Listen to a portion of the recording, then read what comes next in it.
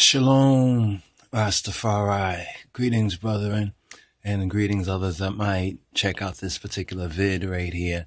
This was interesting. We were just looking through some data that we were collecting for Rastafari Intelligence, and we see this this woman right here, victim of MKUltra. Her name is Cathy O'Brien.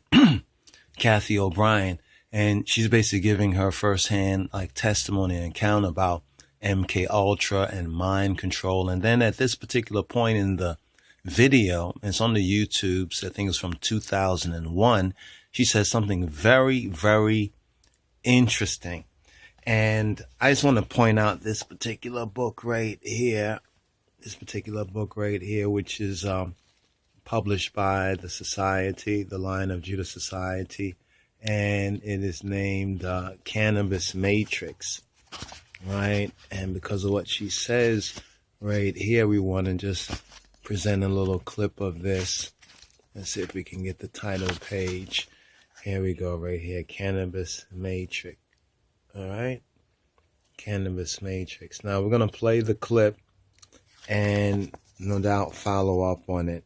As we like to say, this particular booklet right here, if you're into or hear about the whole marijuana thing and smoking weed and smoking ganja or smoking marijuana, we would just recommend that you don't bun, right? That you don't burn without it. You don't bun without it. You should really take a read of this right here, right? The Cannabis Matrix.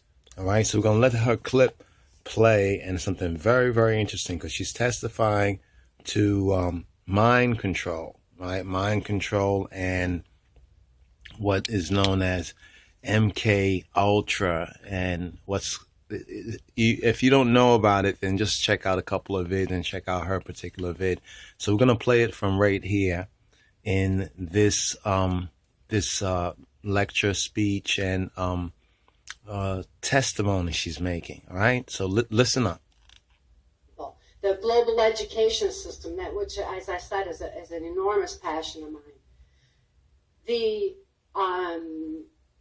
There's so many aspects that need to be addressed, but I would encourage you, please look at Transformation of America for that information, because Transformation of America was originally written for U.S. congressional intelligence oversight, which means that the facts in there have to be validatable, backed up, and the documentation, the proofs on it are so strong that it's an important bit of information that's not the easiest to read because of the way it was written. But nevertheless, it certainly outlines the covert operations, the fact that the CIA was involved in the so-called war on drugs, which was no more than the CIA eliminating their competition worldwide.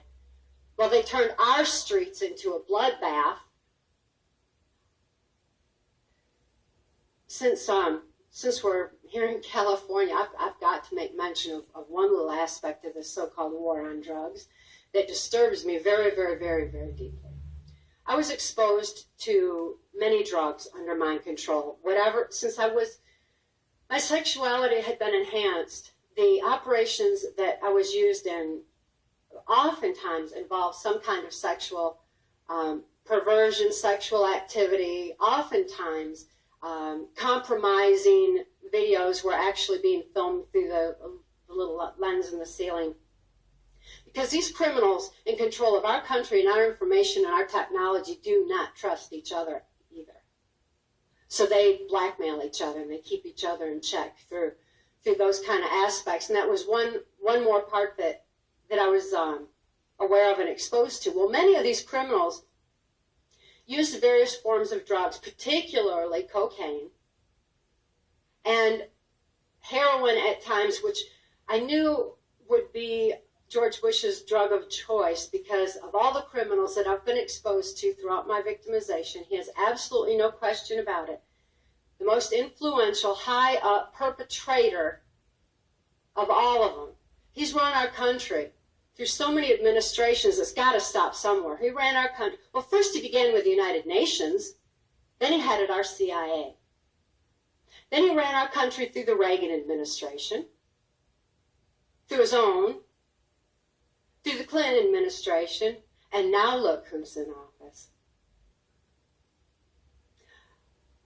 From everything that I know and all of my perceptions, the administration that we have in place now is absolutely 100% totally controlled by George Bush and the people that he's associated with in this New World Order effort. But it's my experience that George Bush's choice of drugs was in the heroin, and I knew that there would be a larger influx of heroin into this country, although cocaine is certainly still very, very prevalent. And I know that the CIA and many prominent people were involved in that black budget funding mechanism as well. Of all the drugs I was exposed to, though, there was one that was strictly forbidden, and that was marijuana. Marijuana is strictly forbidden because the effects on the brain actually open those neuron pathways so that any compartmentalization of memory, of any kind of trauma or any kind of so-called secret that's compartmentalized in the brain actually begins to erode. Like what happens to people at the age of 30 when their electrochemical changes happen and their mind expands. That is why they don't want to have even medical marijuana for people who have need and proven need for it.